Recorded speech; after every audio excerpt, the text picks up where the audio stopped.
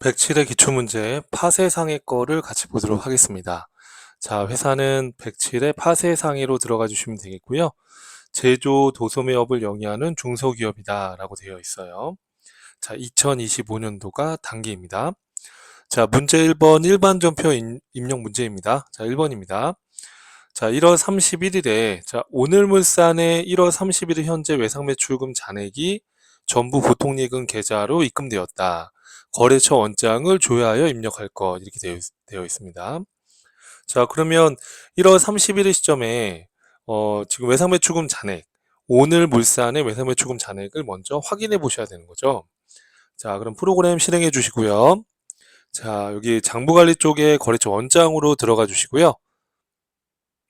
자, 날짜는 1월 1일부터 지금 언제요? 1월 31일이죠? 1월 31일 이 시점에 F1번 눌러서 오늘물산 계정 과목은 외상매출금 그리고 오늘물산 이렇게 조회해서 잔액을 확인해 보시면 잔액이 얼마가 나와 있으시죠? 자, 770만 원의 잔액이 남아 있다라는 걸 확인할 수 있죠. 이 770만 원이 보통예금으로 입금됐다 이렇게 보시면 되겠습니다. 그럼 이걸 메모해 놓으시고 분개를 해주시면 되겠습니다. 자, 그럼 일반전표 입력으로 들어가서요. 자, 날짜는 1월 31일로 진입해 주시면 되겠죠. 자, 차변에 보통예금, 자, 어디 은행이라고 나와 있지는 않고요. 자, 금액은 770이었죠, 아까. 자, 그리고 대변에는 외상 매출금이 감소하면 되겠죠. 자, 그 거래처 코드는 오늘물산 이렇게 걸어주시면 되겠습니다. 자, 이렇게 해서 마무리 해주시고요. 자, 그 다음 문제 보겠습니다. 자, 이번에 3월 15일 정기 주주총회에서 주식 배당 1,000만 원, 현금 배당 2,000만 원을 실시하기로 결의하였다. 자, 2월 이익여금 계정을 사용하고 현금 배당 10%를 이익준비금으로 적립한다. 이렇게 되어 있습니다. 자, 우리가 주총 결의 등을 통해서 배당 지급 결의를 하게 되면 대변에 쌓여있던 미처분 이익여금을 차변으로 줄이고 현금 배당은 미지급 배당금, 주식 배당은 미교부 주식 배당금 이렇게 회계 처리를 하는데 지금 이게 결의된 시점에서 하는 거니까 이런 패턴의 분기를 하셔야 됩니다. 다만 프로그램 입력하실 때에는 미처분 이익여금 계정을 사용하지 않고요. 여기 보시면 2월 이익여금 계정 과목으로 사용해 주셔야 됩니다. 자, 같이 한번 분기를 해볼게요. 자, 날짜는 3월 15일이죠. 3월 15일자로 들어가 주시고요.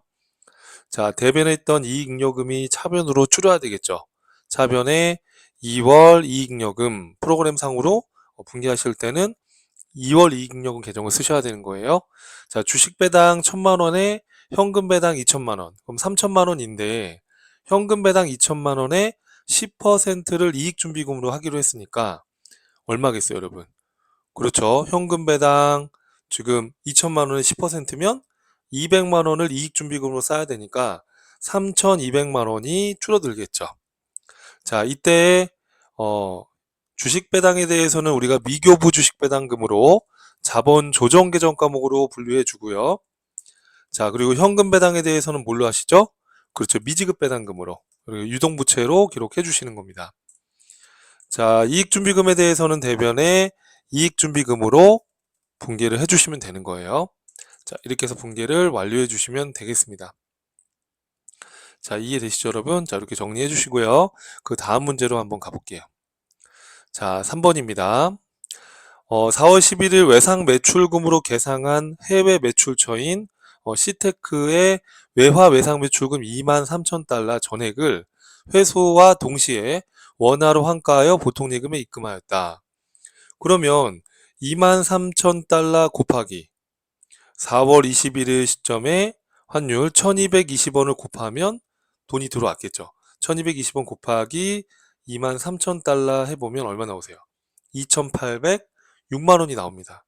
자, 2,806만 원을 보통예금으로 입금받았다 이 얘기예요. 그럼 먼저 자, 우선 날짜 이동을 해볼게요. 자, 날짜는 4월 21일. 자, 차변에 보통예금 들어온 거는 명확한 사실이죠. 자, 얼마예요?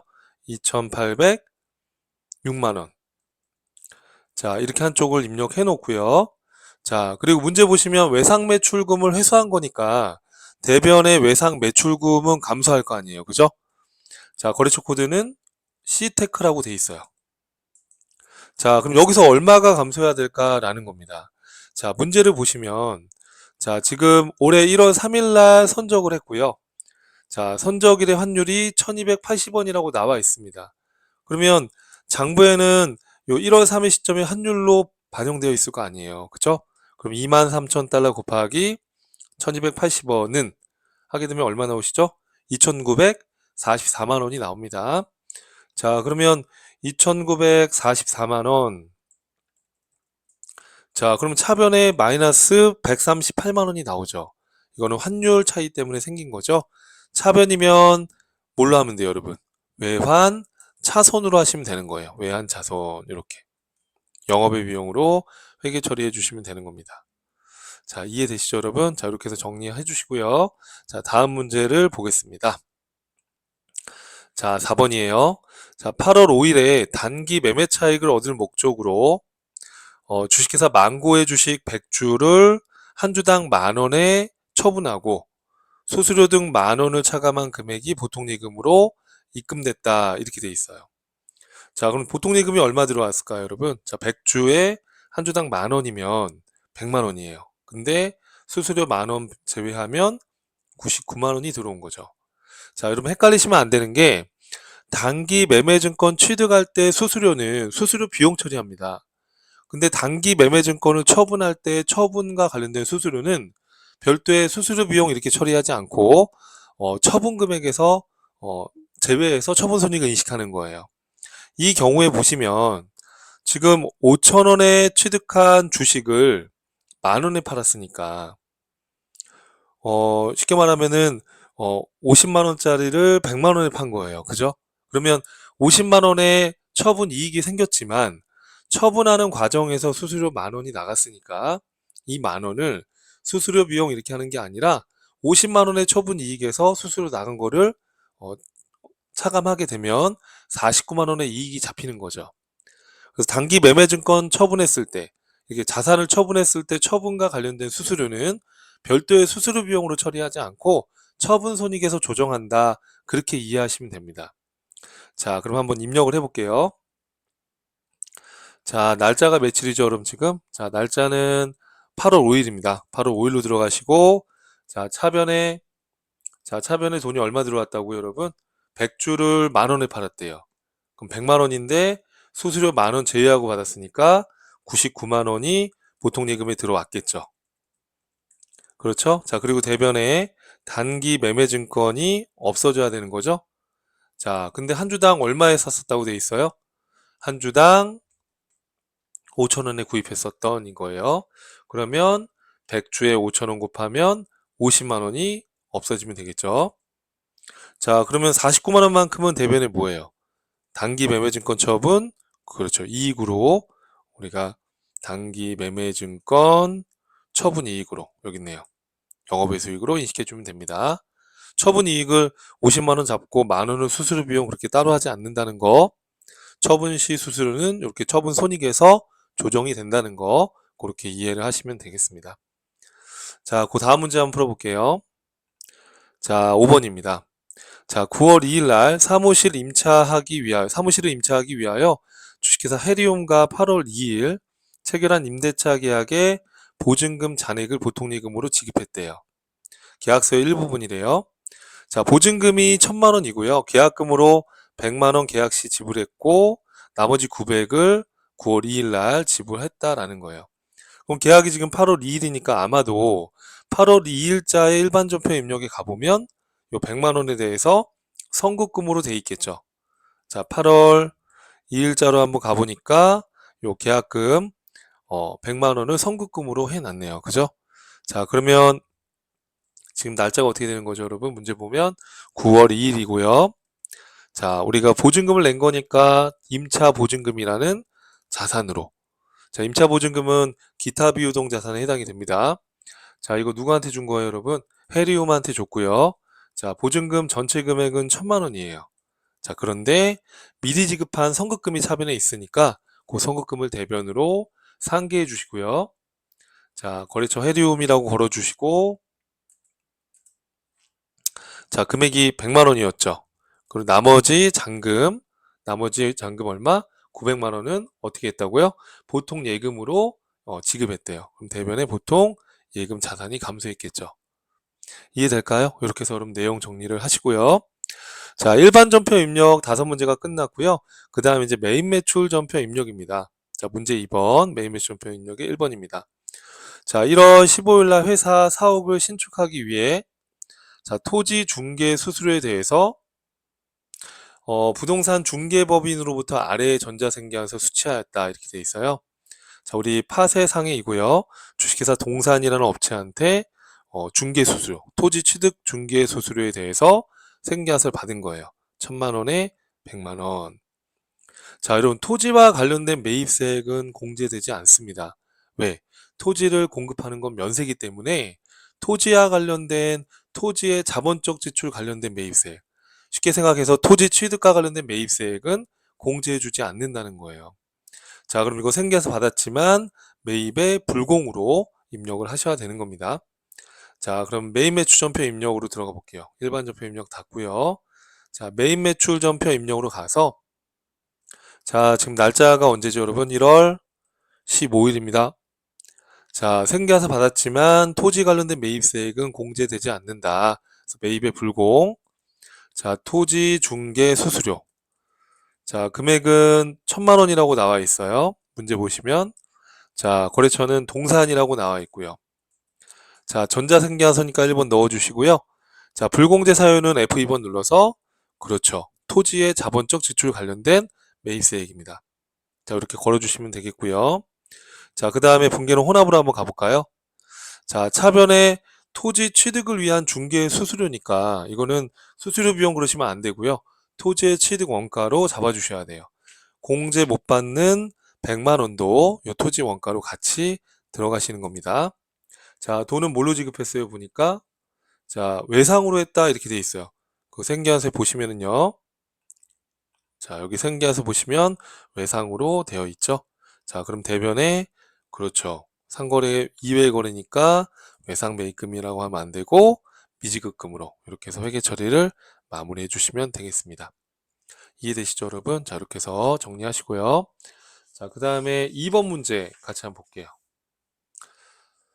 자, 2번입니다. 3월 30일 해서 나와 있네요. 자, 2번으로 내려가서 3월 30일 외국인 비사업자에게 제품을 11만 원 부가세 포함해서 판매하고 현금으로 수령했다 이렇게 돼 있어요. 자, 단 구매자는 현금 영수증을 요청하지 않았으나 당사는 우리 회사는 현금 영수증 의무 발행 사업자이어서 현금 영수증을 발행했대요. 자, 그럼 우선은 현금 영수증 발행한 매출이니까 그렇죠. 매출에 현가로 잡아주셔야 되는 거예요. 자, 그러면 자, 날짜가 며칠이죠, 여러분? 3월 30일인가요? 네, 3월 30일. 자, 매출에 현금 영수증 매출이니까 매출의 현가로 현가 22번으로 구분해 주시고요. 자, 제품이라고 나와 있고 부가세 포함해서 11만 원입니다. 그럼 이제 부가세가 구분되어지죠. 자, 누구한테 팔았는가 봤더니 외국인한테 팔았다 이렇게 돼 있어요. 근데 여기 조회도 안 나오거든요. 그죠? 안 나오니까 거래처 코드를 걸고 싶어도 걸 수가 없죠. 누군지라고 제시되어 있지도 않고 그럼 그때는 그냥 넘어가야죠. 뭐 어떻게 하라는 얘기가 없으니까요. 자, 분계는 어떻게 하면 될까요? 현금으로 수령했다라고 되어 있으니까 1번 현금으로 해서 차변에 현금이 기록될 수 있도록 해주시면 되는 겁니다. 이해될까요, 여러분? 자, 이렇게 해서 정리를 해주시면 되는 거예요. 자, 그 다음에 또 어떤 문제가 있을까요?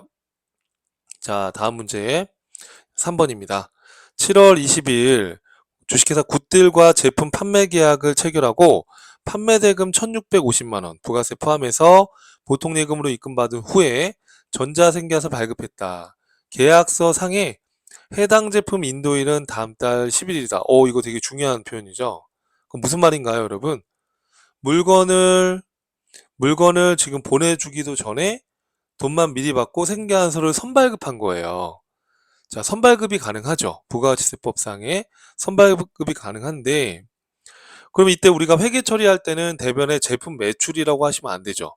물건을 판매한 게 아니기 때문에 아직은 판매하기 전에 돈만 미리 받고 생계환수만 미리 발행해 준 거니까 대변에는 돈을 미리 받은 거, 그렇죠. 선수금으로 잡아주시는 거예요. 자, 입력을 한번 해볼게요. 자, 날짜가 며칠인가요? 보니까 7월 20일. 7월 20일로 들어가시고요. 자, 매출의 과세. 생계환수 발행했으니까 매출의 과세로 제품. 자, 금액은 1,500만 원. 1,650인데 부가세 포함이니까요. 자, 굿딜과 계약을 했죠. 자, 그리고 전자생계환수니까 1번. 자, 분기는 혼합으로 가볼게요. 자, 회계상으로 매출 수익이 인식되려면 재화가 인도가 돼야 돼요. 기본적으로. 일반적으로. 근데 물건을 인도하기 전에 계약금만 미리 받은 거니까 이건 수익이 아니라 선수금, 부채로 인식이 되는 거죠. 이해될까요? 자, 부채로. 자, 그리고 돈은 어떻게 했대요? 여러분 보니까. 자, 돈은 보통예금으로 입금받았다. 이렇게 돼 있어요. 그럼 차변에 보통예금, 자산의 증가로 기록해 주시면 되는 거죠. 자, 이렇게 해서 정리를 해 주시면 되겠습니다. 이해될까요, 여러분? 자, 이렇게 해서 여러분들이 입력을 완료해 주시면 되겠고요. 자, 그 다음 문제 또 풀어보겠습니다. 4번입니다. 자, 8월 20일 미국에 소재한 해외 매출 거래처인 몽키에게 제품 500만 원에 직수출한 거네요. 판매 대금은 3개월 후에 받기로 하였다. 수출 신고번호 입력을 생략한다. 자, 그러면 또 입력해 볼까요? 자, 날짜는 며칠인가요, 여러분? 8월 20일자로 들어가시고, 자, 제품을 지금 어떻게 한 거예요, 여러분? 직수출했다. 그럼 매출의 수출이죠. 여기 보면 매출의 수출 16번. 자, 제품이라고 되어 있고, 자, 금액은 문제 4번 하고 있어요. 자, 금액은 얼마죠? 500. 500입니다. 자, 거래처 코드는 어디다가 팔았어요, 여러분? 몽키. F2번 눌러서 몽키라고 되어 있죠? 몽키에게 팔았다.